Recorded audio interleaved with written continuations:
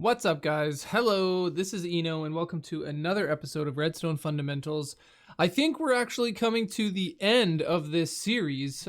We are talking about the last redstone components that I think I can think of, and that is the trap chest. It should be a pretty short episode, but let's just get right into it right now.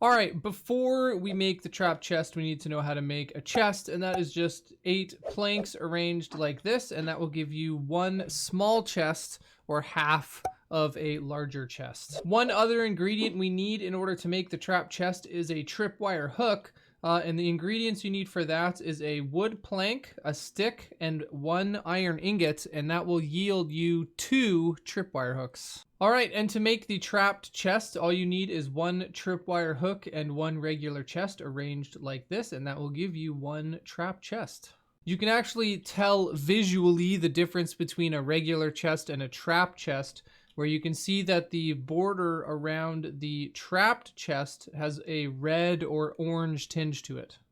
So the way that the trap chest works is it actually sends out a redstone signal whenever the chest is opened. Now the strength of that signal is depends upon how many players are accessing the chest at the same time. Now obviously I'm in my own solo redstone testing world, and so I can't test any more than 1 signal strength, but as you can see with just me opening the trap chest, it will only send out a 1 signal strength. If you had a server where lots of players were coming and going or whatever, and you had more than 1 player coming in and opening this chest, then you could get more signal strength out of it. The only real benefit, like the only reason I could think of using that, other than, I mean, obviously trap chests are used for booby traps and things like that. You can find these actually naturally generated in some woodland mansions. But you can also, because they do send out a redstone signal, you can actually use these as a key or a lock, for example, to a secret door or secret room.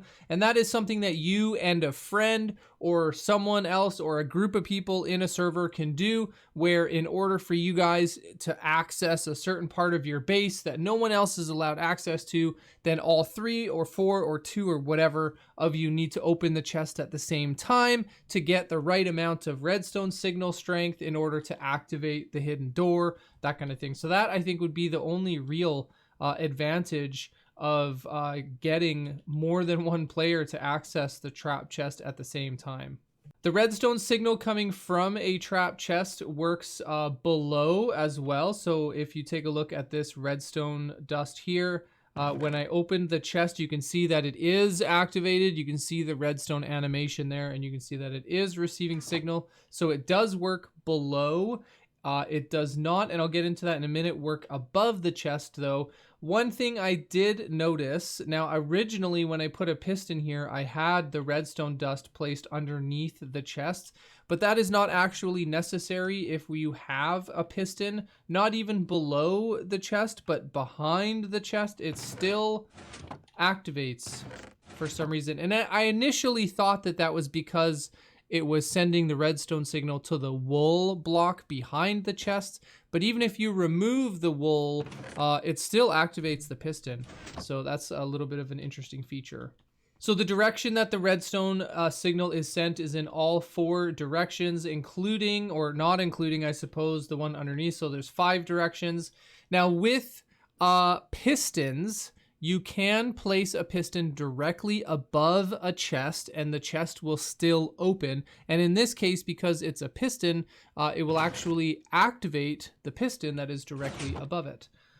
If you placed the piston 1 higher than this, like a normal block above a chest to allow it to open, that will not trigger the piston above the chest. It must be directly above.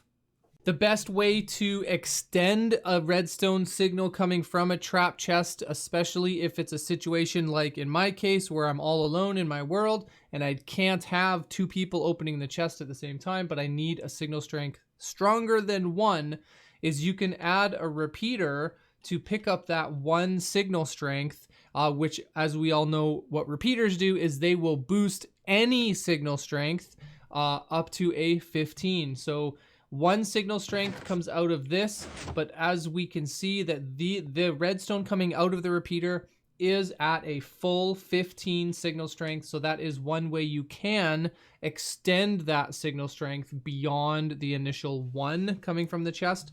On that note though, the repeater does not pick up the signal from below the chest. That is one thing that we have to remember, is that repeaters and including comparators, this is one thing that the comparator does not pick up, is a redstone signal from a trapped chest. But repeaters do need to be placed behind or beside the object, not below the object. Trap chests also, if placed below note blocks like any other redstone device, really will produce base notes compared to regular notes. One other thing to note about the trap chest is that it can hard power the block it is sitting on, which means that the redstone dust will receive power from the block that the chest is sitting on. So if we notice that these are getting the animation, so they are active. So that is one thing to note, that it doesn't soft power the block it's sitting on, it actually hard powers it. So again, just one thing to keep in mind, that if you do have a contraption where you will have redstone coming near the block that it is actually sitting on, for example, if you had blocks like this where you had redstone coming out like this, but then you also had redstone running along this side or the front, you do need to be aware that this block will power any redstone that is adjacent to that block. One other thing to note, that the only way to trigger the redstone signal from the trap chest is by opening it. So even if you were to pass items into the chest or pull items out of the chest with hoppers, that does not trigger the redstone signal at all. It's only if and when players open the chest. Redstone dust is not the only thing that it will power. It'll also power pretty much any redstone component that you place around or under the chest. And just a few examples: the piston, the lamp, and the dropper. All right, guys, but that is going to do it for the episode. I think that is everything I know about the trap chest in regards to redstone and how it behaves. I hope you guys learned something. If you did, let me know down in the comments what that was. And if I missed anything, please let me know down in the comments as well. We all know Eno is not all-knowing, so let me know what I missed, and I can try and remember that for the next time.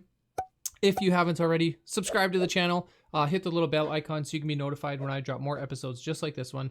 All right, guys, I love you very much, and I will see you in the next episode.